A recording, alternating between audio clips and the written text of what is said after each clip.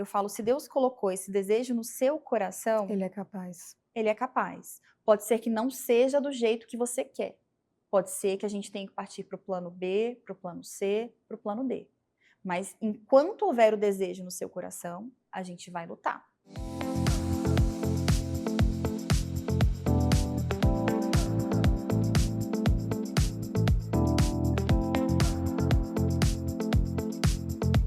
E antes de começar o episódio de hoje, eu quero apresentar e agradecer com muito carinho os nossos patrocinadores, que acreditaram nesse projeto desde o início e tornaram o consultório aberto ainda mais especial. A começar pela Cerrado Chic, uma loja que eu simplesmente amo. Com curadoria impecável em peças de decoração, móveis e itens exclusivos. Foi a Cerrado Chic que assinou toda a ambientação do nosso cenário. Com bom gosto, originalidade e aquele toque que faz toda a diferença.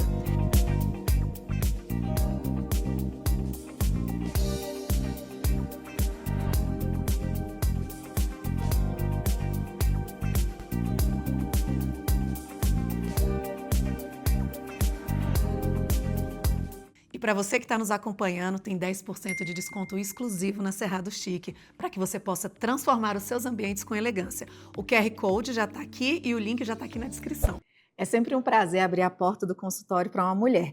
Não que não seja um prazer receber homens, mas é muito gostoso quando a gente percebe que a mulher ela consegue estudar, se cuidar, cuidar de outras mulheres, ser mãe, né? Conseguir essa maternidade, isso que é tão importante para algumas mulheres, né? E é sobre isso que a gente vai falar com a Bárbara Freire hoje, que eu já estou aguardando tem um tempão, e graças a Deus deu certo dela chegar até aqui hoje. Seja muito bem-vinda, Muito obrigada. obrigada, Carol, pelo convite. Estou muito feliz de estar aqui. Assim, o universo quis conspirar contra durante um tempo, mas é porque tinha que ser hoje o dia de estar aqui. E hoje estamos aqui e vamos conversar sobre tudo.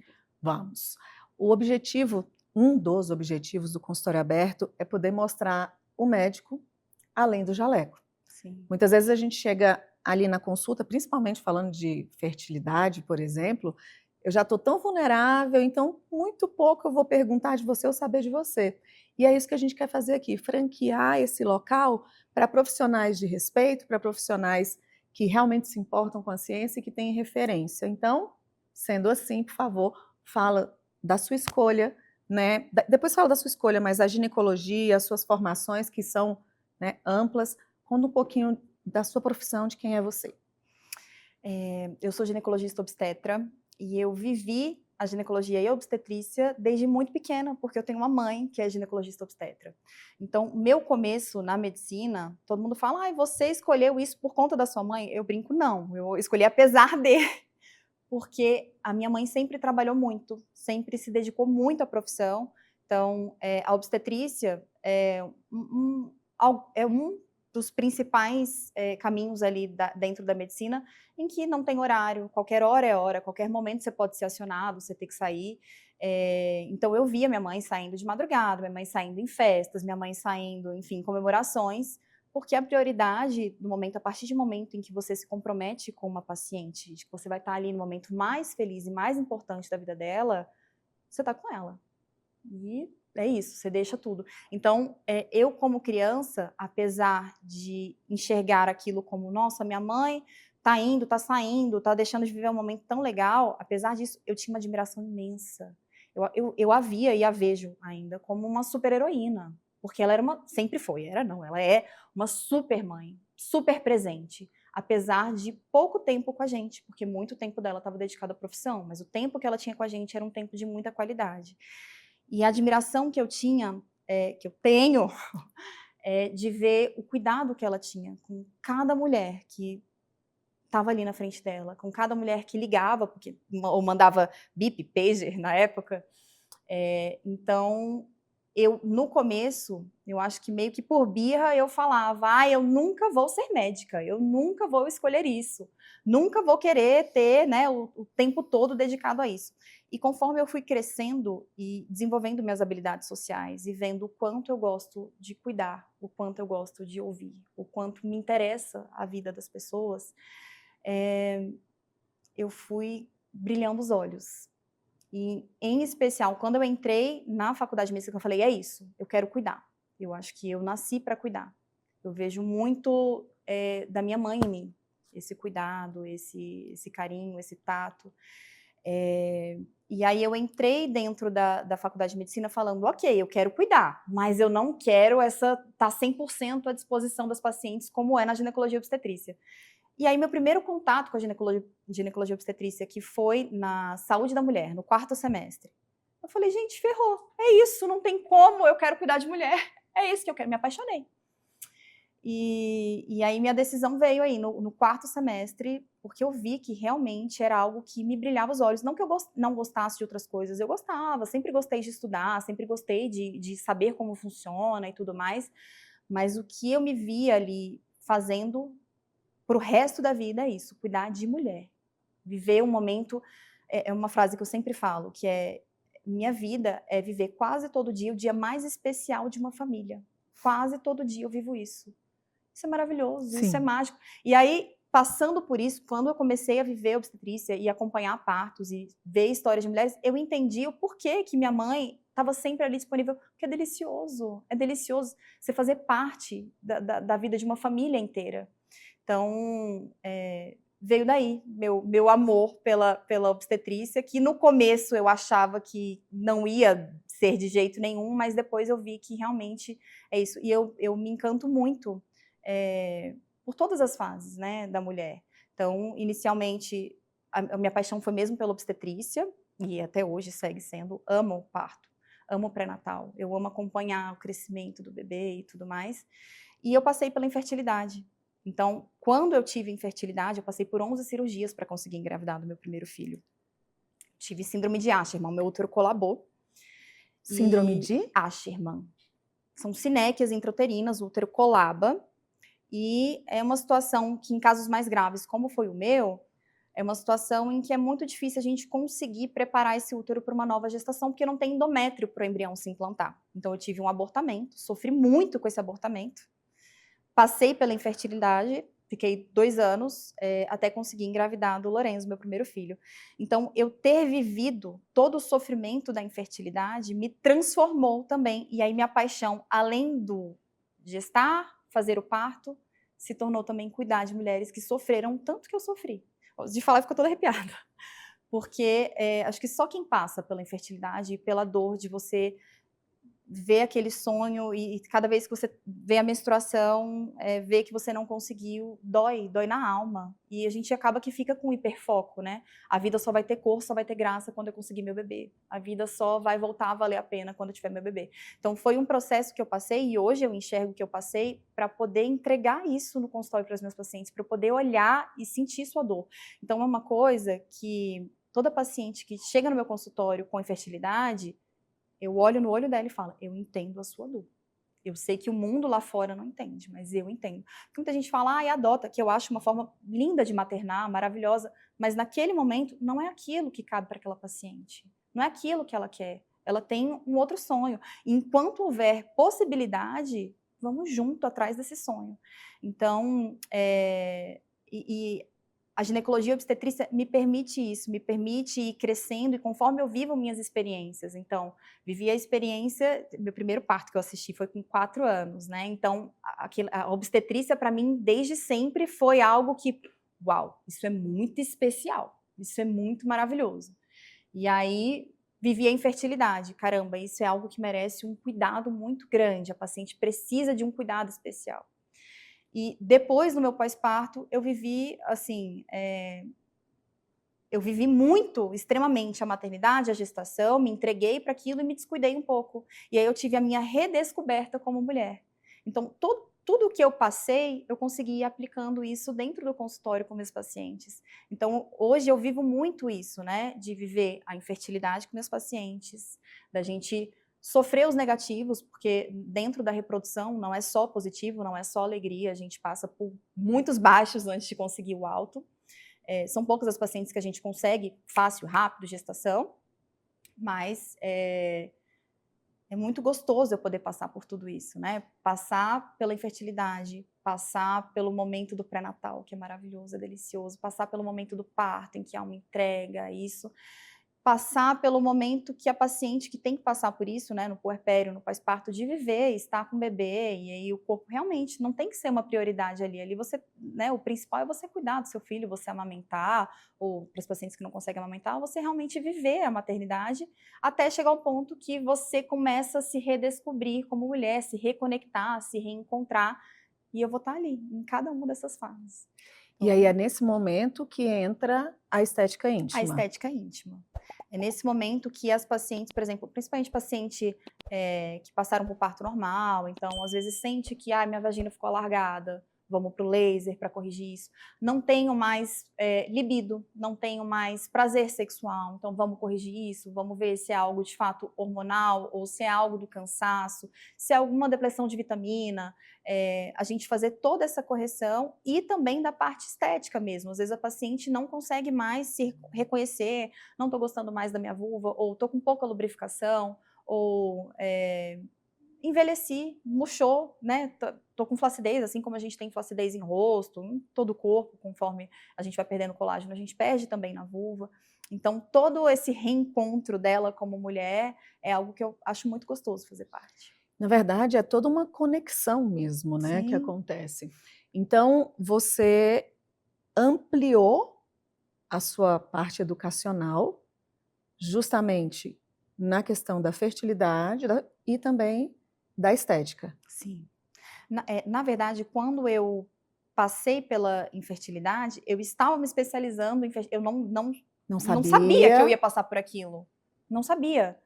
E aí, durante a minha especialização, durante a minha pós-graduação na Clínica Gênesis, que inclusive tem imenso carinho e amor por todos lá, eu vivi esse sofrimento, eu vi, e para mim era muito sofrido porque era um momento que eu ia para o trabalho e não era um momento que eu esquecia, era um momento que eu me lembrava, era um momento que a paciente chorava, que é muito comum a paciente chorar, é um momento que ela desaba, é um momento que ela tem ali, né, que ela se sente acolhida e ela sente que ela pode falar da dor dela sem julgamento. Eu falava também da minha dor, eu tô passando por isso, eu sei o que você tá sentindo. Então, é algo que até hoje eu sinto ainda uma pontinha de dor toda vez que eu falo, mas cada vez que eu falo eu me curo também da minha dor e junto com a minha cura eu levo cura para os pacientes. E o primeiro filho é o Lorenzo. Lorenzo. E o segundo? Aí entre o Lorenzo e o Henrique eu tive uma ectópica, foi uma gestação nas tubas. E aí o segundo foi o Henrico, que aí é um outro ponto também, porque o Henrico, minha bolsa rompeu com 31 semanas, ele nasceu prematuro, e aí eu fui mãe de UTI. E aí meu olhar também mudou para as pacientes que são mães de UTI. Então, cada coisa que eu passei, vários diagnósticos ginecológicos, obstétricos, várias coisas, tudo isso me fez crescer como profissional. A parte técnica é extremamente importante. Mas é a base. vivencial. Mas você vivenciar e ver aquilo, assim, isso traz um acolhimento, traz uma sensação de pertencimento. Eu pertenço, eu precisava estar aqui. Essa paciente tinha que ser minha, ela tinha que estar aqui comigo, porque acho que neste momento, eu vivendo o que eu vivi, eu consigo acolher ela da melhor forma. E isso que você falou, né, a semelhança, o pertencer, o passar por algo que você está passando, me coloca num lugar de igual. Sim.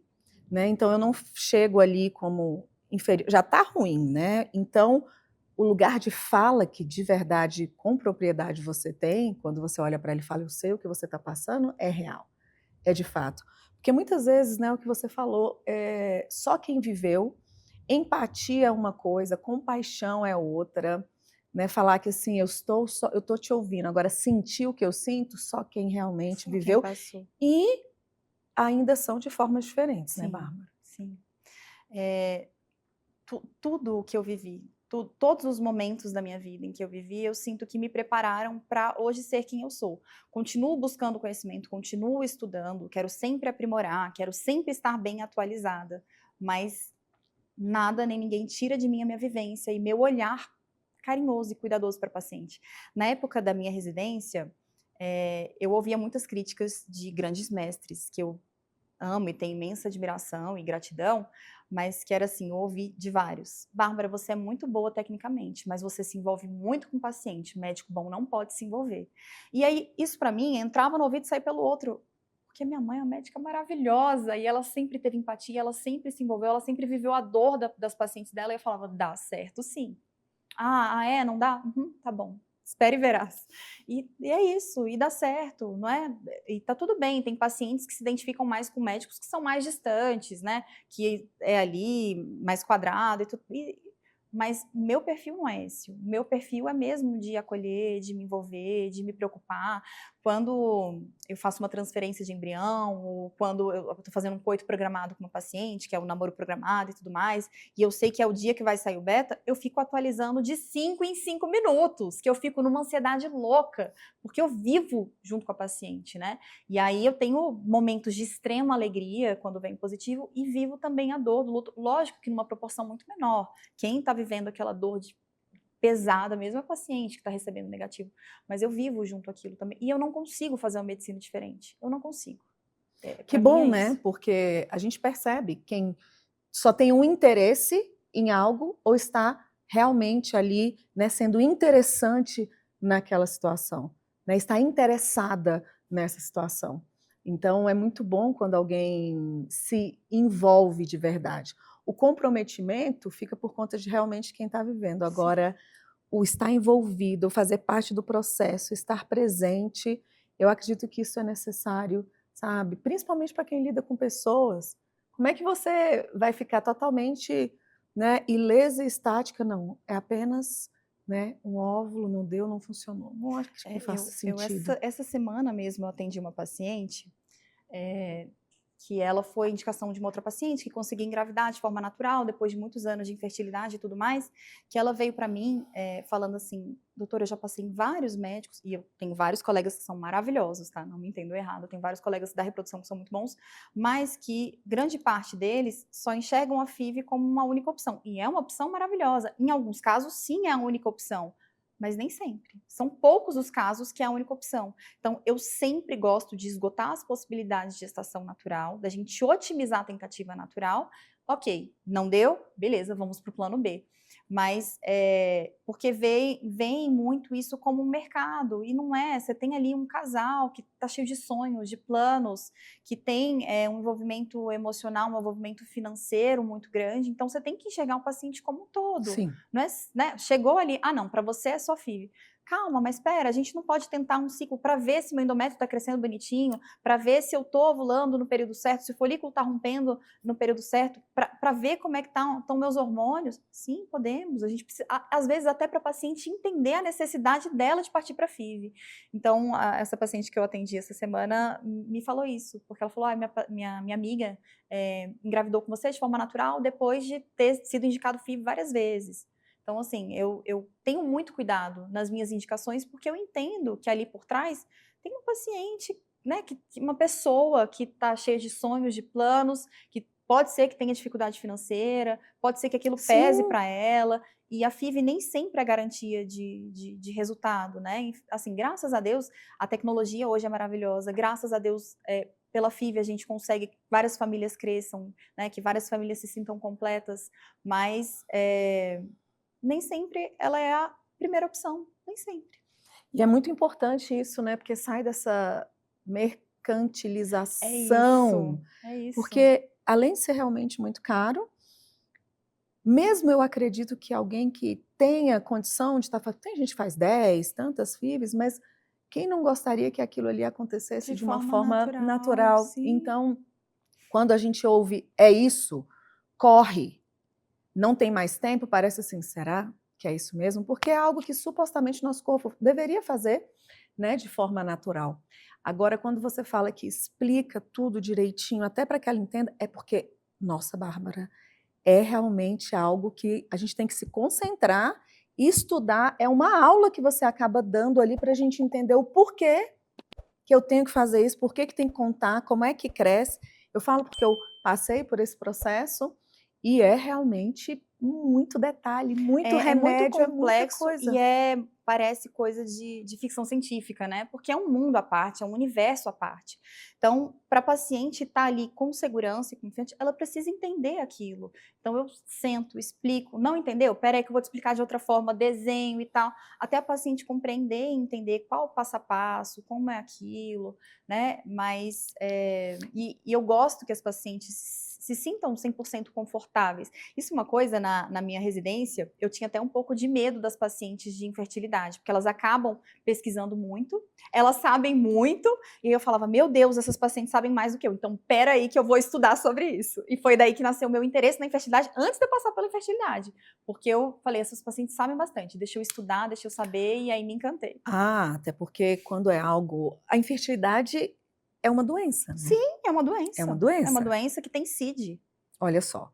E aí, é algo que, né, dentro da nossa sociedade, faz com que uma família seja completa, né? Precisamos ali de filhos, tá? Levando em consideração que eu estou estou generalizando uma E situação. falando em específico dos casais que querem, porque tá tudo bem, se, Quem não né, você tem um quer, casal, tá tudo tudo certo. Eu tranquilo. acho super válido uma mulher que fala eu não quero filho, ótimo, tá tudo certo. E aí a gente se depara sendo um desses casais que quer, que faz questão, que sonhou, que enfim, não pode acontecer. Essa pessoa vai estudar, ela vai querer romper, até por, né, questões. Esse ponto eu imagino que são as pessoas realmente mais preparadas aí. São. E que bom, porque é importante que a gente tenha ao lado profissionais que vão te trazer um conforto e que esse conforto seja o conhecimento. Mesmo que seja o conforto da verdade de que, olha, é assim que funciona, acontece dessa forma, mas percentualmente a probabilidade é Eu essa. tenho uma tabela que eu sempre mostro, estatisticamente, qual que é a sua chance. Vamos botar o pé no chão. Acho que é válido sonhar, acho que é válido a gente, né, ter pensamento positivo, mas é importante a gente saber realmente qual estatisticamente é a nossa chance. Até pelo investimento financeiro, tem paciente que eu mostro a tabela e fala, não, para mim não dá. Eu achei que ia ser 99% de chance. Para você não vai ser. Então, eu gosto disso, eu gosto de trazer a paciente para a realidade. Sim. Lógico, de uma forma doce, né, de uma forma cuidadosa, tem que ter muito cuidado para você falar com a paciente com infertilidade, porque ela já é uma paciente que está fragilizada, e eu sei disso muito, porque foi uma fase muito frágil da minha vida. Eu ia te perguntar justamente sobre isso agora. Cuidar dessa mulher em específico é bem desafiador, porque a fase dela é muito desafiadora. Como é que você consegue manter essa mulher esperançosa diante, né, dessas informações que, quando são levadas de verdade para o ponto ali, para a verdade, não geram tanta esperança? Como é que você lida emocionalmente para fazer com que essa mulher mantenha essa esperança Olha, viva? eu lido de uma forma muito boa, porque o meu caso em específico foi algo assim que foi extremamente desafiador. Foi um caso, é até engraçado contar, meu caso foi apresentado no Congresso Mundial de Esteroscopia em Barcelona, em 2019. Foi uma amiga minha que apresentou, porque eu estava grávida do Lourenço de 36 semanas, eu não podia ir para Barcelona. E também no Congresso da SGOB, a doutora Lisandra apresentou meu caso, e eu estava assistindo da plateia, a doutora Lisandra apresentando, e os colegas do meu lado falando, impossível que esse útero engravidou, tá de brincadeira, e eu lá barriguda assistindo a apresentação e tal. Então, eu tive meu milagre. Então, eu acredito em milagres, eu tenho muita fé. Eu acredito em milagres, eu acho que a gente tem que fazer por onde para conquistar. Uma coisa que eu falo muito, inclusive eu tive essa semana um negativo muito sofrido de uma paciente, assim, que tem um carinho imenso, é que eu falo, se Deus colocou esse desejo no seu coração, Ele é capaz. Ele é capaz. Pode ser que não seja do jeito que você quer. Pode ser que a gente tenha que partir para o plano B, para o plano C, para o plano D. Mas enquanto houver o desejo no seu coração, a gente vai lutar. Então, é isso. Eu trago informação, eu trago dados, eu trago ciência. Acolhimento. E presença. Também. Então, eu acho que é dessa forma que eu consigo equilibrar, que a paciente, ela sabe das possibilidades estatísticas dela conseguir ou não conseguir, mas que a gente tem que ter fé, né? Se a gente está ali naquele processo, vamos ter fé. O pé no chão, mas vamos ter fé. Vamos sonhar, vamos ver, vamos viver. Então, eu acho que o fato de eu ter vivido o meu milagre duplamente, e estou satisfeitíssima de milagre, Deus, está ótimo, 2 milagres, está ótimo. Eu ter vivido o meu milagre me trouxe muita esperança, me trouxe mais fé ainda. É porque você vai estar andando junto com essa mulher a cada momento. Então, você tem que acreditar, né? Para que você gere de verdade credibilidade através do olhar, quando você a incentiva em acreditar. Acho que seria incongruente se você de verdade não visse essa possibilidade. E essa energia, essa força, eu acho que orar umas pelas outras, igual você falou, doeu pra caramba, a gente percebe que você está ali junto. E de todos os fatores que você trouxe, de como consegue manter a esperança dessa mulher, eu acredito que ser aquela mão que está ali e fala assim, eu tô com você, vamos? Enquanto, Isso faz muita diferença. sabe, Isso faz muita diferença. o apoio faz sempre muita diferença. Falando em apoio, a mulher que gesta, que pare, ela tem um outro momento ali. Na verdade, dizem, né? Nasce um bebê, nasce uma nova mulher, ou nasce ali uma mãe, cada um tem a sua frase. Mas, de fato, né, também sou mãe, esse momento que sucede o nascimento do bebê, onde o nosso corpo tem muitas mudanças, né? A nossa cabeça, a nossa identidade, quem que é, né? Isso Quem aqui somos nós? agora. Quem é essa pessoa que está habitando o meu corpo? Não, e detalhe, sabe uma das coisas que mais me assustou? Eu nunca contei isso aqui, eu nunca tinha chegado nesse ponto. Quando eu desci do carro com o Guilherme no braço, que eu fui entrando, aí eu olhei para minha mãe e falei assim, essa visita não vai mais embora. É uma coisa que eu sempre falo na alta. Eu falei assim, agora a ficha vai cair, quando nasce e tal, a gente fica meio extasiado. Quando você colocar o pé em casa, com a criança no colo, você fala, e agora? É aí que começa a sua maternidade. É aí que começou, start, play. É aí que começa. Porque a gente estuda, vê e tudo mais, até ali. Até ali. A partir dali, é você com você mesmo. É ótimo que você tenha, enfim, um parceiro que seja legal, que você tenha ajuda de irmã, mãe, ou até ajuda financeira, né? Contratar uma babá, uma técnica de enfermagem, Sim. enfim, é ótimo para quem tem condição, maravilha, para quem tem o apoio da família, maravilha. Mas no fim, é você com você mesmo. E você vira comida. É isso. Que era outra coisa É que foi isso. mesmo, mas como assim? A criança agarrada ali, a livre demanda, vai. Eu sou o alimento. o alimento de alguém, gente. Só que já somos, sem enxergar quando estão dentro da Sim. barriga, né?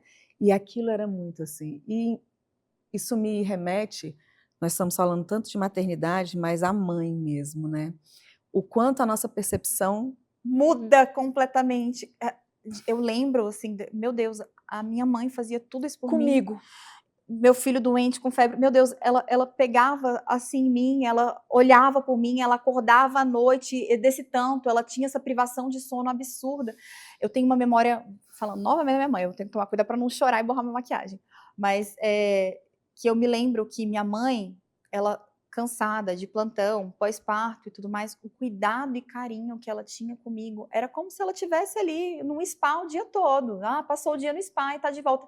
Porque era tanto cuidado e tanto carinho, e eu tenho isso tão forte em mim, que às vezes em momentos de exaustão, alguns dos meus filhos falam alguma coisa, eu tiro força da lembrança que eu tenho da minha mãe. Caramba, a minha mãe levantava com um sorriso e fazia. Então eu crio essa força e faço também. Se você não borrar a sua, por favor, não me faça borrar a minha. E, ai, Bárbara, eu ia falar das mães. E como você trouxe uma lembrança tão linda, a outra é quando elas cuidam do nosso filho na nossa frente. É lindo demais, é lindo demais. Né? É muito ser alimento, acordar com os pés na ponta dos pés para não acordar e para ver se está respirando de novo. É muita dedicação e eu espero, né, que você, caso tenha essa mãe, e nem toda história é igual, claro, né? Somos pessoas diferentes, de vivências diferentes, mas é tão importante valorizar enquanto nós temos. Eu, graças a Deus, ainda tenho a minha mãe, inclusive esse consultório, esse programa tem tudo a ver com ela. Minha mãe trabalhou no PS da Gineco, ela se aposentou no PS da Gineco do Hospital da Ceilândia. É mesmo? Eu Ela... fiz internato lá no Hospital da Ceilândia. Que legal! Depois a gente vai trocar a figurinha. E eu me lembro de viver ali também, né, entre um plantão e outro, mas de manhã ela chegava e falava, sentava, ai, aquela vozinha com câncer, aquela mãezinha, porque tudo são as mãezinhas, né? Sim.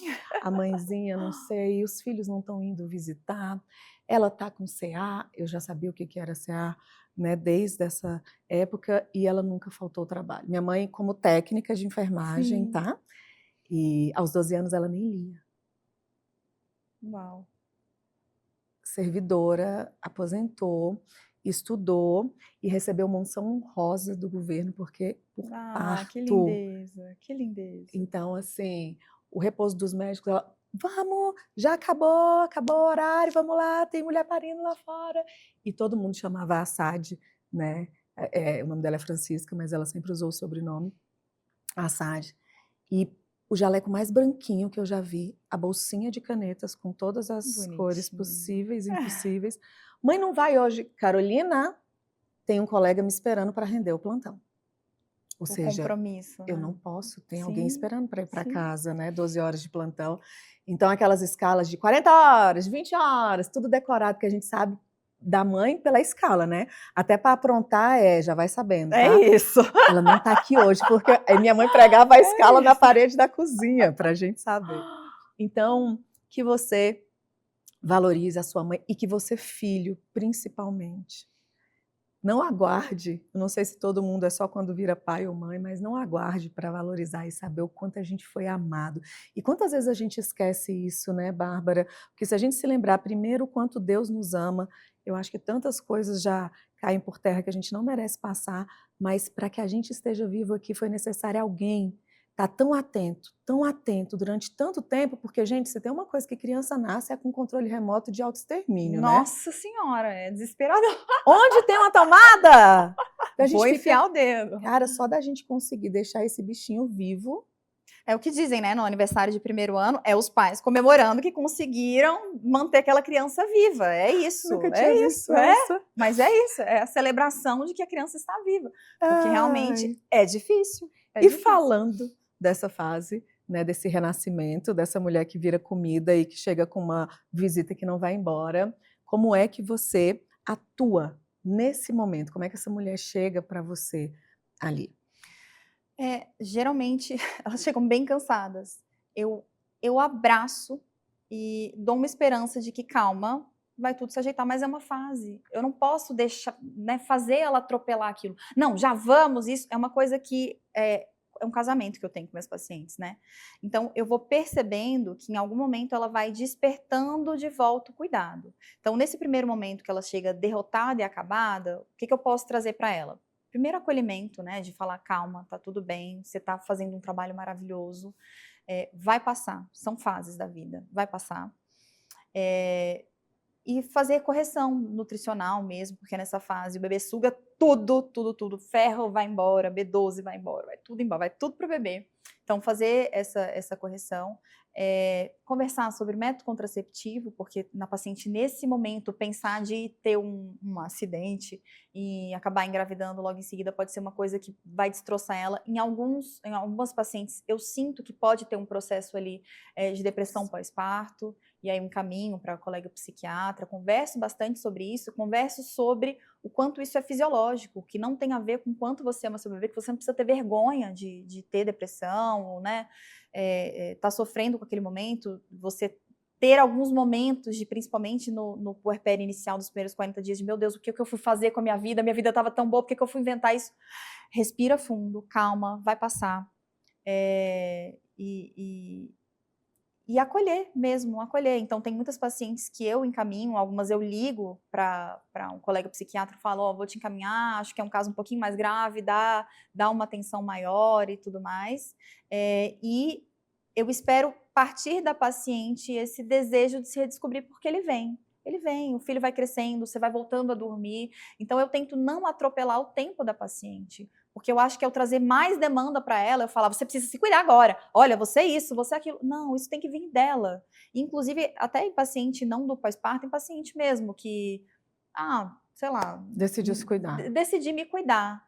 Eu pergunto, o que está te incomodando? Não sou eu que vou trazer para ela, olha, eu acho que você tem que fazer isso, acho que você tá muito flácida, ou nossa, seus pequenos lábios estão muito... Não, tem que vir dela. O que te incomoda?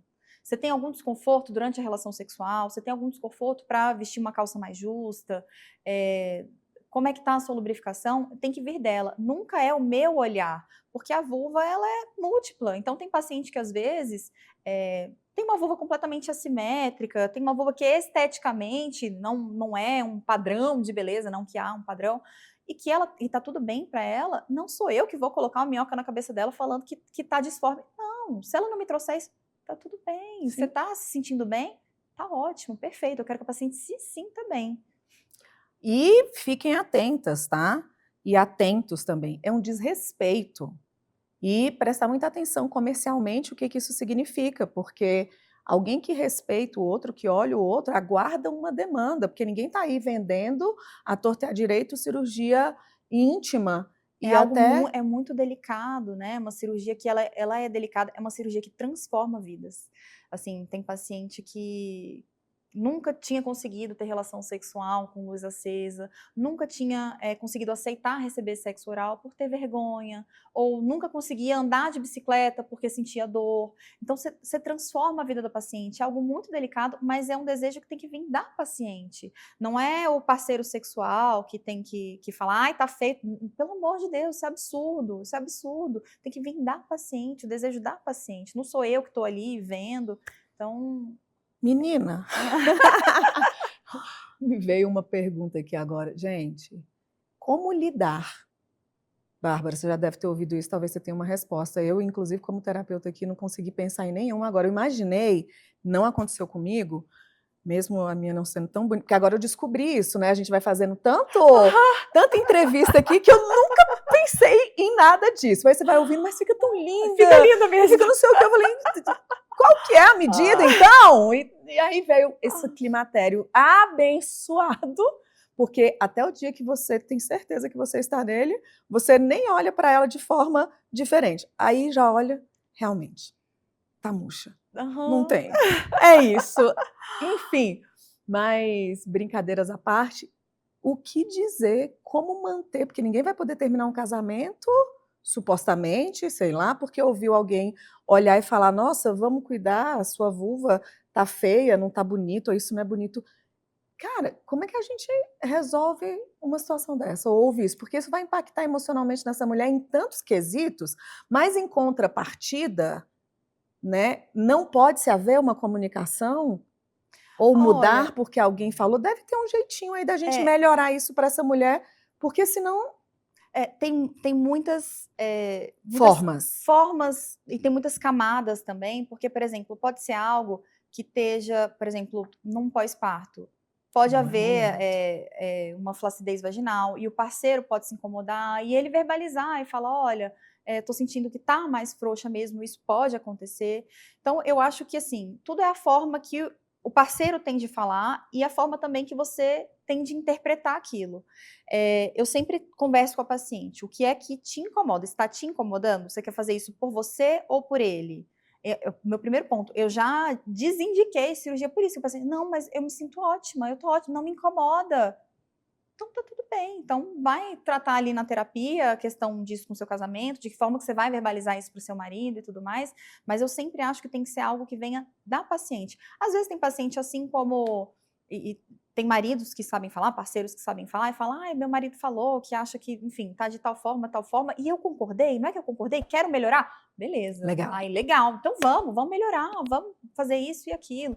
Então eu tenho que ter muito tato nisso para saber se de fato é um desejo da paciente ou porque tem homem, mulher, enfim, tem seres humanos que são tóxicos mesmo, que falam né, para machucar, para incomodar, que falam para doer. E se eu percebo que é isso, eu vou muito mais na linha de vamos tratar a sua cabeça? Vamos para terapia, né? Vamos se cuidar de uma outra forma antes que você decida passar por um Até procedimento? porque, se for essa questão de uma relação abusiva, tóxica, né, que machuca, não vai ser a cirurgia que vai melhorar, Não porque ele vai arrumar vai, outra coisa outra para coisa. É reclamar. sempre né, reclamação em cima de reclamação. Então, eu tenho que ter muito tato, e eu consigo ter tato Legal. para isso. Porque se é algo que vem de desejo da paciente, ai, eu notei isso, eu notei que tá assim, não, vamos melhorar, vamos, né, consertar. Mas se é algo que, e tem pacientes que trazem traumas, né, Lá, antigos, porque o meu primeiro namoradinho disse tal coisa, porque existe também essa questão de filmes pornôs, né? Daquela avaliação que a mulher julga que tem que ser perfeitinha, que tem que ser rosinha, que tem. Existe uma variedade de vulvas, né? Não existe um padrão de vulva, assim como não existe um padrão de nariz, não existe, né? Não existe padrão. Há beleza em tudo, mas se houver um desconforto, seja ele estético, eu me incomodo, eu acho que é grande. É você que acha? Tá tudo bem, podemos reduzir. Às vezes tem pacientes que chegam com uma visão disforme mesmo. A paciente que tem lá, eu olho e falo, não, é bonitinha, tá bem bonitinha. Ah, não, mas eu quero reduzir mais. Se a gente reduzir seus pequenos lábios, a gente vai amputar. Os pequenos lábios, eles estão ali, eles têm uma função de proteção do canal vaginal. Então, se a gente amputa aquilo, eu vou estar causando uma iatrogenia, eu vou estar fazendo mal a você. Então, tem muitas pacientes que eu sento, converso e realmente contraindico o procedimento. Então, uma das coisas que eu ouvia na residência e que hoje eu vejo com muita verdade é de que um bom médico não é aquele que mais faz, é aquele que sabe quando não fazer. muito bom. Então, e isso eu levo para minha vida. Então, tem muita paciente que eu falo, não precisa, não tem porquê.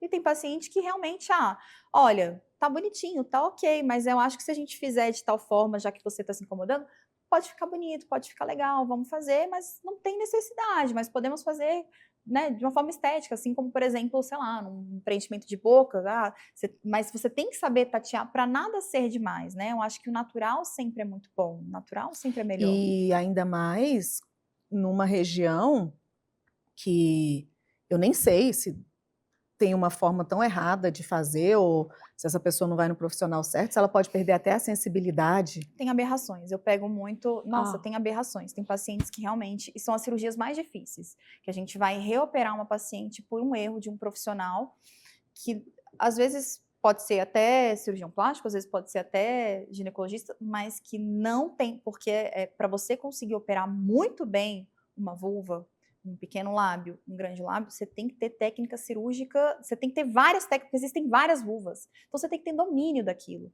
Então eu pego muitas pacientes que vêm com amputamento clitoriano, pego pacientes que vêm com amputamento de pequenos lábios, tem paciente que vem com fibroses extensas, e a paciente sofre com aquilo. A gente tem conserto, a gente tem o que fazer, né? Principalmente dentro da ginecologia regenerativa, a gente tem formas de melhorar todos esses traumas ali decorrentes de cirurgia. A gente tem como fazer reconstrução, mas são cirurgias complexas, são cirurgias difíceis. Então, a gente tem que ter muito cuidado com quem a gente escolhe para entregar o nosso corpo, com tudo, né? Desde a relação sexual até o nosso corpo, né, de forma cirúrgica, para quem que você vai se abrir ali, enfim. Então, hoje em dia, tem muitos não médicos que estão divulgando uma técnica de laser, que é a ninfoplastia sem corte, que você vai queimando, queimando, queimando, queimando, queimando, até reduzir. Quando a gente faz a cirurgia, a ninfoplastia com laser, que a gente corta com laser, o nosso principal objetivo é não queimar. Porque quando você queima, você aumenta o edema, o paciente tem mais dor, ela tem um tecido de granulação muito maior e o resultado fica completamente inestético. Então, a paciente tem muita dor quando ela faz. E a gente vê verdadeiras bizarrices. Então, isso de ninfoplastia sem corte, que é feito por não médico, é uma aberração, é uma iatrogenia. O paciente sofre, uiva de dor, porque esse queimar, queimar, queimar, queimar, até chegar a um tamanho ideal que ele deseja, causa uma lesão ali. É um órgão que é muito delicado, é um órgão muito vascularizado. Então, hoje eu tenho visto muito isso, eu tenho recebido muitas pacientes que vêm desses não médicos completamente arrependidas, e a gente tem que fazer uma segunda cirurgia que é muito mais complexa que se ela viesse já de forma inicial, já fazer o procedimento comigo, que a gente faz de forma muito delicada. Inclusive, quanto mais a gente estuda, mais a gente vê, mais a gente se torna crítico, né? Então, quando eu fazia na residência uma técnica bem inicial, bem básica de linfoplastia, hoje em dia eu penso, meu Deus, que aberrações que eu fazia, que eu não tinha esse cuidado, não tinha aquilo, né? Não tinha domínio e destreza dessa técnica. E quanto mais a gente vai se especializando, estudando, fazendo curso, hoje em dia eu estou na BGREF com uma equipe maravilhosa, que tem, de fato, os melhores cirurgiões de ginecologia estética do Brasil, quem dirá do mundo, do Tratina Batalha, que é referência, ela tem desenvolvimento de uma técnica para reconstrução clitoriana maravilhosa, aprendi com ela, operei com ela, ela veio comigo no consultório, além do curso que eu já fiz em São Paulo com ela veio no meu consultório para a gente fazer uma mentoria e tudo mais, então assim, ela é citada em congressos mundiais e tudo, ela é atual presidente da Sociedade Brasileira de Ginecologia Regenerativa e Estética. Então, conforme a gente vai se especializando, a gente vai vendo o quanto é delicado, o quanto a gente tem que ter cuidado com coisas mínimas, né? Que muitas vezes um não médico ou até um colega que seja médico, ou até ginecologista e tudo mais, mas que se ele não tivesse especialização, esse domínio, ele não vai ter esse cuidado. E faz muita diferença no resultado estético e funcional, principalmente, porque o funcional é o principal. Então, quando a técnica ela é correta, é muito difícil que altere a sensibilidade. Não vou dizer impossível, porque na medicina no amor nem nunca, nem sempre. Mas é muito difícil quando a gente faz uma técnica adequada que a paciente perca a sensibilidade. Pelo contrário, quando a gente faz... são pouquíssimos os casos em que eu faço a cirurgia, a correção de pequenos lábios, em que eu não mexo no capuz clitoriano, que é a pele que sustenta ali, que recobre o clitóris. Então, muitas vezes a paciente tem um excesso de pele do capuz, que quando a gente tira um pouquinho dessa pele, ela melhora a sensibilidade clitoriana, ela tem mais orgasmos. Então, você vê que de forma funcional, a gente consegue melhorar o prazer dela. Sim. Então, isso é extremamente importante, você ter esse olhar, não só estético, mas ter o olhar funcional, principalmente. Além da funcionalidade com relação ao orgasmo, quais as outras vantagens e benefícios que a ninfoplastia traz? E antes de você me falar, vamos, para eu entender aqui, se for sua dúvida, resolve também. Se não for, eu resolvo a minha. A ginecologia e a obstetrícia são coisas diferentes. Ginecologia é a especialidade. É a especialidade que lida com a mulher. E aí tem várias aberturas aí, mas é que cuida da mulher, da saúde ginecológica. Ok. A obstetrícia é a parte que cuida da gestação. Ok. Gestação e parto. E eu posso ser obstetra e não fazer parto? Pode. Ok. Que, inclusive, era uma das coisas que eu ouvia muito, assim, que quem mexe com reprodução não dá. Por que você vai fazer com parto? Porque eu amo fazer parto. A coisa mais deliciosa que tem é eu acompanhar a mulher desde, né, da concepção até o parto. Vou viver aquilo tudo. E tá tudo bem, tem colegas que não, porque é exaustivo. A rotina de um obstetra é exaustiva. Aí, agora, a ninfoplastia. Tanto lábios, quanto capuz, quanto... Essa ninfo, esse nome, é qualquer cirurgia estética na minha vagina? Ou a ninfo é só uma específica? Não. Como que é? A ninfoplastia, na verdade, que hoje em dia a gente chama de labioplastia, a gente prefere dar essa nomenclatura, ela pode ser tanto de lábio interno quanto de lábio externo. Aí a capusplastia é um outro procedimento, que é do capuz. Então a gente geralmente associa labioplastia, que é a mais comum do lábio interno, que a gente chama dos pequenos lábios, e hoje em dia a gente prefere chamar de lábio interno e externo, para o paciente não ter essa disforia de pensar, meu Deus, mas os meus pequenos lábios são maiores do que os grandes, e ela já trazer isso consigo. Não, então a gente prefere chamar de lábios internos e lábios externos, já para a gente desmistificar e tirar esse peso da paciente de achar que ela é errada, de que ela é feio, de que é errado. Não, então a labioplastia, que é popularmente chamada de ninfoplastia, ela pode ser dos lábios internos, pequenos lábios, ou dos lábios externos, né, dos grandes lábios. Então, o mais comum é que a gente faça dos lábios internos. E aí a gente tem a capusplastia, que é do capuz, que protege o clitóris, e tem a clitoropexia, que a gente sobe o clitóris, e clitorotomia, em que a gente corta o clitóris em alguns casos bem específicos, né? A cirurgia que a gente mais faz para paciente que tem realmente um crescimento clitoriano, seja por uso de esteroides anabolizantes de forma errada, né, em doses que são muito maiores do que deveriam ter sido prescritas, ou geneticamente, tem paciente que tem mesmo. Eu recentemente operei uma paciente que a família toda dela tem o clitóris mais avantajado, e que isso a retraía muito. Ela tinha muita vergonha de ter relação sexual até com o próprio marido, porque ela, e de fato era disforme, ela botava biquíni, parecia como se fosse um micropênis. Então penso o quanto que isso mexia, né? Então a técnica desenvolvida pela Tina Batalha, a gente consegue retrair isso sem mexer na inervação. Então a gente preserva toda a inervação clitoriana e a gente devolve a anatomia da paciente. Então são técnicas cirúrgicas que são específicas, cada uma tem ali uma funcionalidade e uma indicação. E você faz todas. Todas. Ou você é especialista na Faço ninfo, todas a laser? essas. Todas essas que Todas foram essas, faladas. todas Ok. essas. Então, o nome disso é a estética, é a ginecologia estética regenerativa. Isso, são cirurgias íntimas. Essas são as cirurgias íntimas. Dentro da ginecologia estética e regenerativa, a gente tem a cirurgia íntima. E o laser interno para melhorar? O laser vaginal, ele tem várias funções, né? Ok. Então, a principal é de melhorar o trofismo, porque a gente perde colágeno ao longo da vida, como perde em tudo, perde em rosto, perde na vagina, a gente perde a elasticidade vaginal, a gente perde lubrificação com a diminuição do estrogênio, e a gente acaba tendo perda do tônus da musculatura ali. Então, em casos de incontinência urinária leve a moderada, a gente consegue também tratar. Então, em casos mais graves, de fato, é cirúrgico. Mas quando a gente tem a paciente, por exemplo, eu espirro, percurina, eu tuço, percurina, faço atividade física, pego peso, percurina. Então, o laser tem uma função maravilhosa. O laser, realmente, eu sou fã número 1 do laser.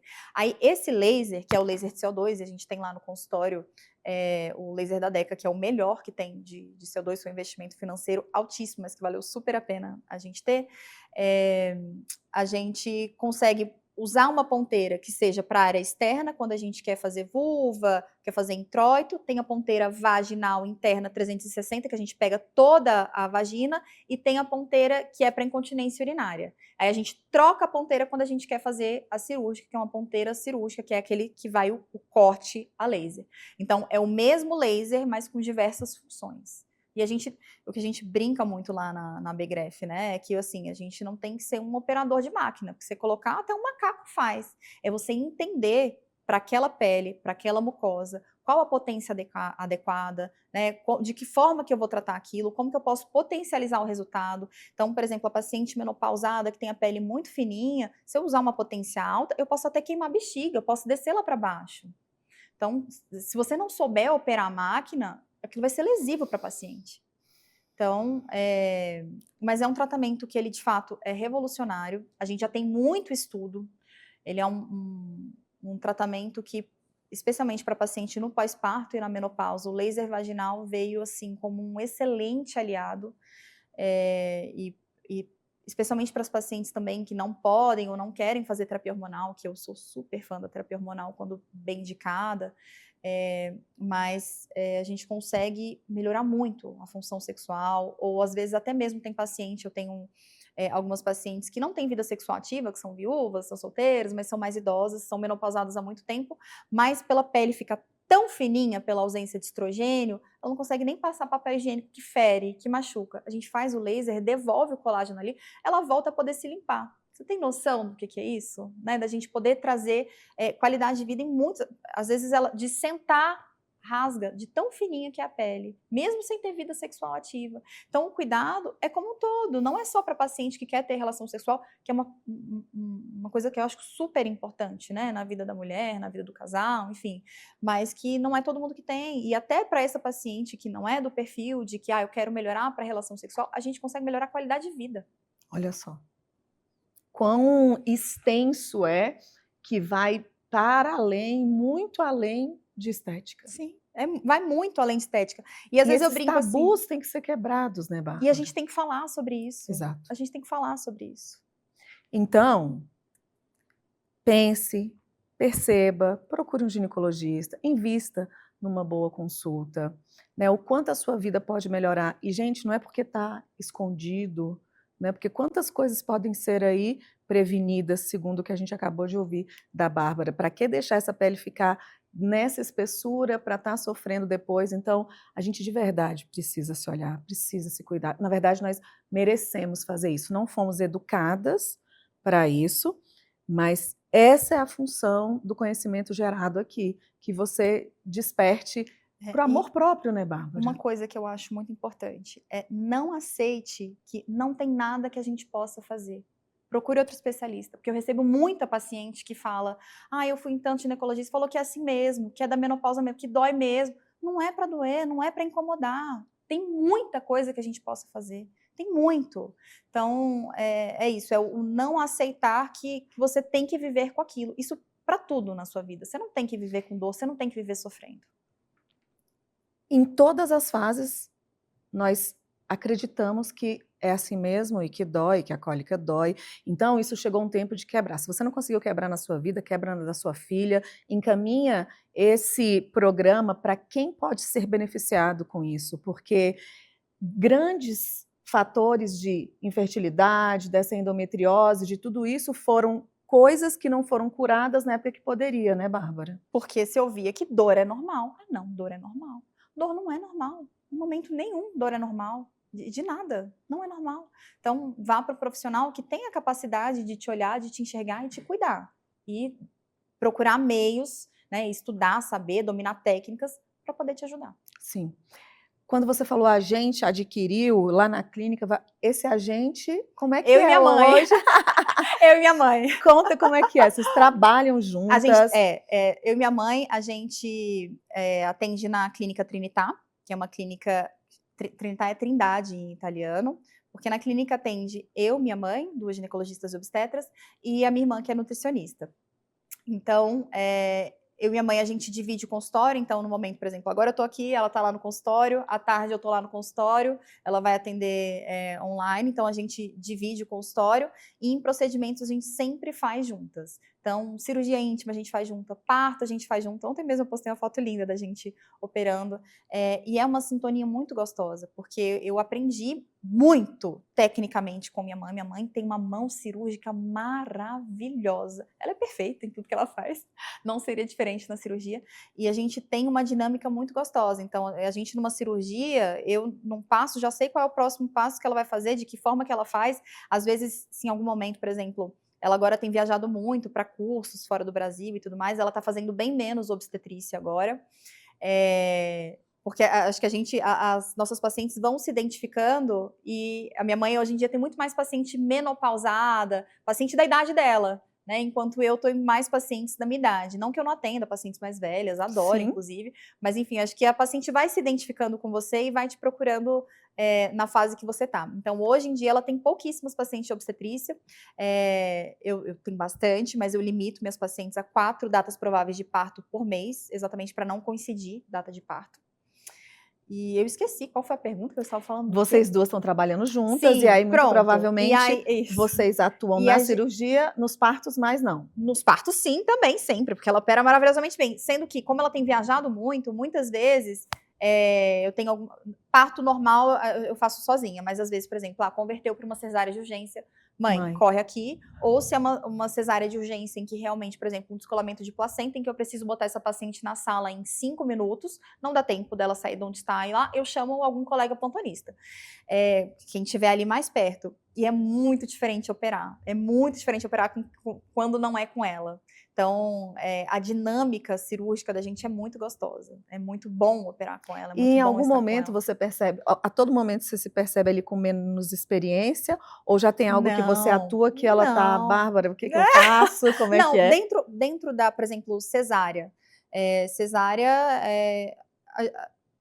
A gente, dentro da obstetrícia, depois de alguns anos de obstetrícia, a gente faz muito procedimento. Então, dificilmente, alguém que atua há anos na obstetrícia vai operar mal. Dificilmente. Tem um aqui, outro ali, que socorro, se eu ver de plantão, socorro, mãe, se vira, vem pra cá que fulano tá aí. Mas a imensa maioria opera muito bem. Mas, por exemplo, eu tenho especialização em endoscopia ginecológica, então ela tem pacientes com pólipos, com mioma submucoso e tudo mais, em que ela vai comigo para operar, mas quem faz o procedimento mesmo sou eu. Ela faz a dilatação e o procedimento da esteroscopia cirúrgica é eu que faço.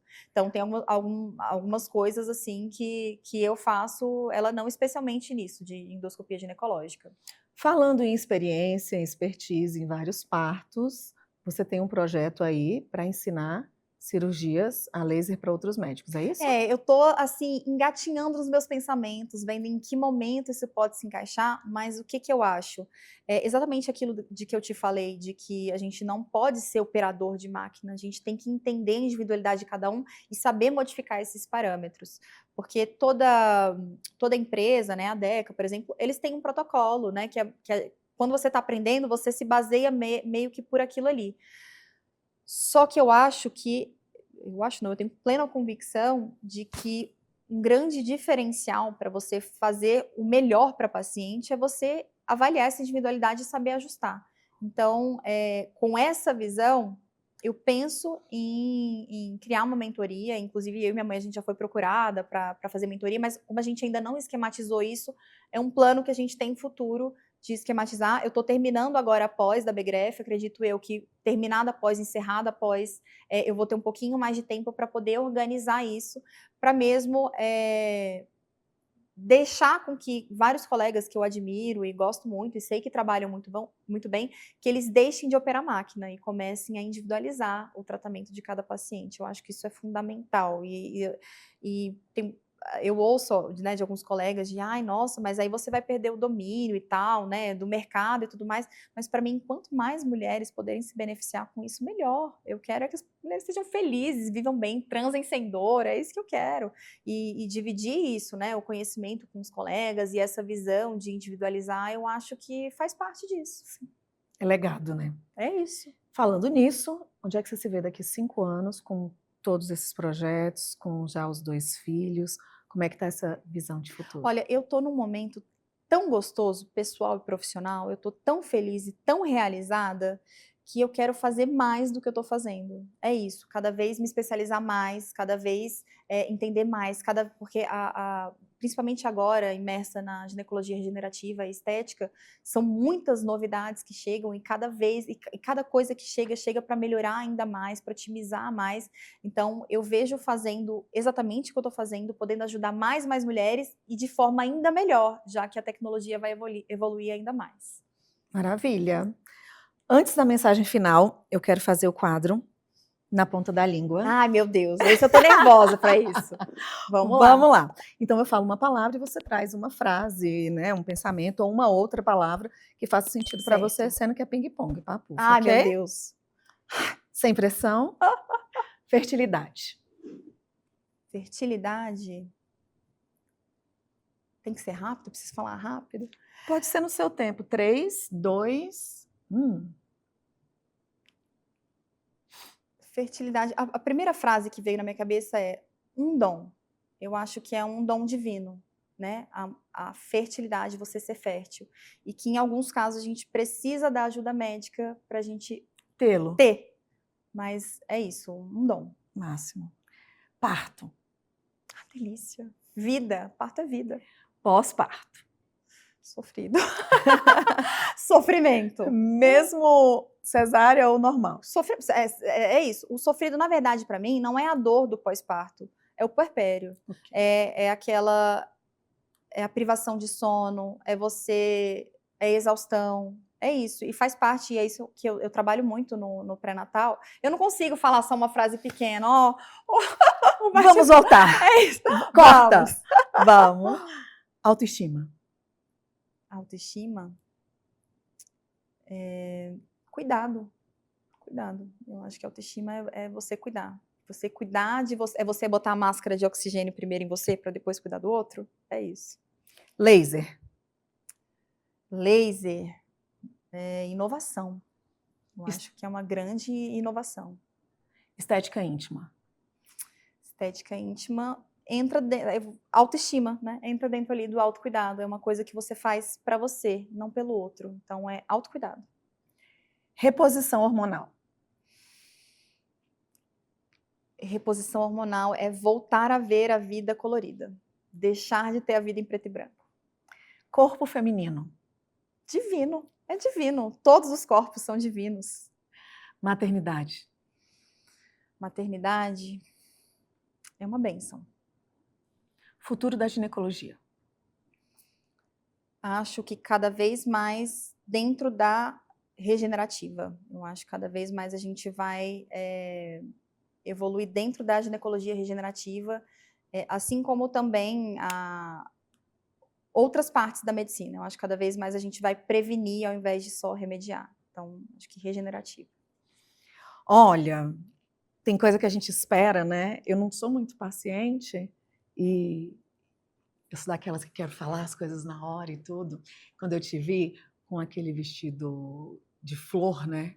Tem uns vídeos que você está sempre muito bem vestida. Primeiro eu quero parabenizar isso, porque todo mundo, eu não falo só de beleza, né? Esteticamente é óbvio, né, que você é uma mulher lindíssima. Obrigada. Mas o cuidado em fazer um vídeo, um cuidado em pensar, a gente que trabalha com isso percebe o quanto ali teve um esmero, um cuidado, um investimento nisso. Sim. Então, a maioria dos profissionais hoje que vem, inclusive, é assim que funciona. Depois da sua vinda, eu peço a indicação de 3 profissionais que você acredita que são responsáveis, né, responsivos, que têm o nome, né, uma reputação ilibada, tanto com seus conselhos e com os próprios colegas, né?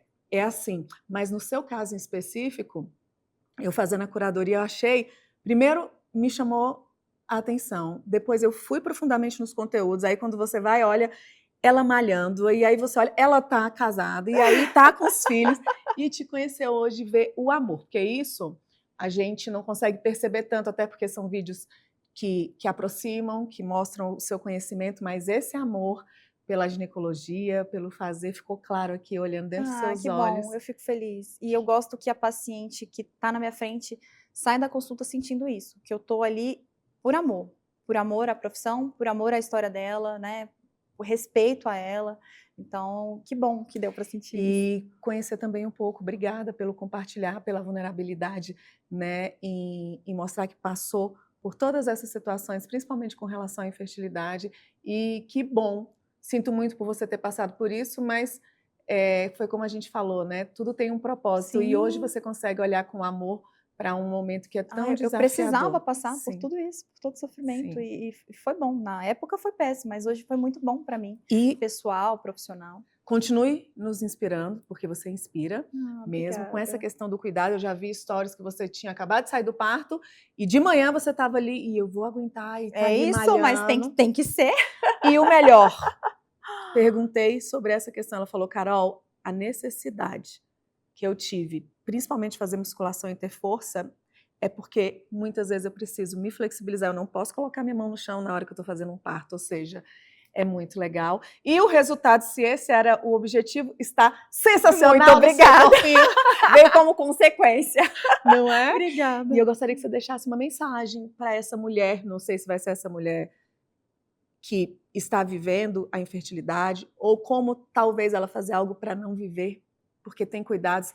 E a gente estava conversando sobre aquela questão da política, né? E se eu fosse defender algo um dia, era justamente levar conhecimento para as pessoas aos 20, sabe? Porque eu cheguei no climatério com dos 170 sintomas, eu tinha 169, mas eu menstruava. Eu menstruo ainda, porque né? os sintomas eles podem iniciar até 10 anos antes, né? E às vezes exames laboratoriais estão normais e a gente tem que valorizar o que a paciente fala, o que ela te diz. Porque tem muito médico que não valoriza. Eu tô sentindo isso, isso e aquilo. Não, faz parte da vida, do cansaço, da correria. E você tá muito nova ainda, não é nada disso, né? Então, foi um período em que eu sempre tive essa causa por levar o conhecimento. O conhecimento é um valor muito importante para mim, enquanto professora, enquanto palestrante, enquanto treinadora, enquanto todas as 1000 profissões que, graças a Deus, alguma coisa tá ficando velha, vale a pena, né? Mas, cara, eu não sabia do tempo que tinha que congelar os óvulos, porque eu aprendi a colocar o MODS, né? E é isso que se ensina. E a gente aprende A vida toda a gente aprende a ter medo de engravidar. É a vida toda, meu Deus do céu, se eu tô no período fértil de transar, é certeza que vou engravidar. Não é assim, não é assim. Em pacientes que estão no pico da fertilidade, a taxa de gestação, quando a paciente é fértil, o parceiro é fértil e ela tá ali 20 aninhos, gira em torno de 30%. Então, assim, é algo que a gente precisa ser estudado. É lógico que contracepção, gravidez na adolescência é um problema, a gente precisa trabalhar isso nas escolas, educação sexual, mas também conversar sobre em que momento da sua vida você quer engravidar, se você quer postergar um pouquinho, pense em congelamento de óvulos, procure um médico que fale sobre isso com você, a gente ter consciência sobre as possibilidades que a gente tem, as Sim. opções que a gente tem. Então, eu acho isso fundamental, é uma coisa que, graças a Deus, hoje tem cada vez sido mais falada, mas ainda é pouco falada. Muito Então, pouco. vamos encaminhar aí para quem você acha que pode ajudar e que precisa ouvir isso. Sim, e não é só agora, virou a super moda, o climatério e a menopausa. Mas o que eu estou vivendo hoje, baseado nas mais de 90 entrevistas que, graças a Deus, nós já tivemos aqui, isso vai para 290, Amém, 590, amém. em nome de Jesus, e é que é o resultado do que eu vivi com 15. Existe reserva ovariana, existe tanta coisa, então essa é uma causa. Sim. Porque, olha, quantos divórcios acontecem nesse período. Outra coisa que eu estava pensando, né? É sempre culpa do marido. É porque ele cheguei na cidade, eu fiquei velha e ele trocou por uma com a metade da idade. Será que esses homens também são todos vilões? Será que não faz parte de um momento no climatério onde você não tem desejo sexual, onde esse cara se sente rejeitado? E aí, supostamente, quem está a fim de transar é a com que está a metade da idade. Então, gente, está na hora da gente avaliar, parar de repetir, sabe, as coisas do passado, dessa ancestralidade que tem um monte de regras que elas não funcionam mais. Hoje em dia a gente tem pessoas estudando, com conhecimento. Você não precisa passar por essa fase sozinha, é doído, a gente fica histérica e grita e nervosa. Tem hora que eu tenho raiva até do mastigar ou do caminhar de um sapato. E eu não era assim. Eu sou alegre, eu sou bem feliz, mas esse momento, Bárbara, de verdade, ele é desafiador. É E outra, desafiador. emocionalmente, porque ali o HHO, né, a hipófise, hipotálamo e o ovário, esse eixo nesse momento ali, ele acredito que é o que tem mais a ver, né? A gente não é mais sobre o útero, né? Não. É na emoção. Sim, é cerebral mesmo. É cerebral. E, inclusive, indico esse livro, né, O Cérebro na Menopausa, mas essa é uma causa que tem que ser avisada lá a partir do momento que você menstruou. Mas veremos onde isso vai chegar, né? E então deixa essa mensagem para a mulher que você desejar, na fase que você desejar. Inclusive, parabéns também, porque amei, porque é em todas essas fases. Porque não dá para largar a mão da gente. Não, é um casamento. É um casamento. Eu queria deixar uma mensagem de carinho e apoio para a mulher em todas as suas fases, especialmente a mulher que está passando pela infertilidade, a mulher que está sofrendo com o negativo, está sofrendo com a sensação de inferioridade, porque isso é muito comum, a mulher se sentir inferior, ela sentir que ela é uma inválida, porque perante a sociedade a função dela seria gestar, e existem muitas formas de maternar, mas, como eu falei aqui, eu vou repetir, se o desejo de engravidar, se o desejo de ser mãe está no seu coração, vá atrás de conhecimento, vá atrás de um médico especialista e lute até você conseguir. E pode ser que tenha que haver mudança de plano, mas enquanto houver o desejo no seu coração, persista. Obrigada. Eu que agradeço. De verdade. E vocês não sabem, mas antes de qualquer entrevista, e cada entrevista, eu faço uma oração e eu peço que a nossa voz, né, que sejamos apenas porta-voz do que, né, do que Deus, do que Jesus, que o Espírito Santo esteja a todo momento conosco para que possamos realmente falar ao seu coração e que seja uma mensagem dele. Eu acho que a mensagem de hoje, ela permite que famílias permaneçam unidas, se todos esses pontos forem olhados. E é sobre isso, são coisas na nossa saúde, nas nossas emoções, na nossa mente, na nossa infertilidade, no nosso feminino, que precisa ser olhado e que vai fazer com que essas famílias, porque um país forte é feito de famílias fortes, e que o seu trabalho, entenda, é isso que ele fortalece, né? Em cada Ponto. Então, encaminhe, porque essa mensagem ela veio para isso. E encaminhe para o máximo de mulheres. Ei, filha, olha isso aos 20. Ei, filha, olha isso aos 25. Ei, mulher, olha isso. É importante olhar. Isso é amor próprio. Muitas vezes a sua autoestima ela pode baixar. Porque a autoestima ela fica lá em cima, lá embaixo, dependendo de alguma coisa que a gente faz, que nós mesmos não estamos nos apoiando, e não tem nada a ver com beleza. Agora, a autoestima, se não houver amor próprio precedendo isso, se ela cair, é difícil levantar uma mulher. Então, cuida de você, tá? Encaminha, vou deixar aqui como encontrar a Bárbara e até o próximo consultório aberto.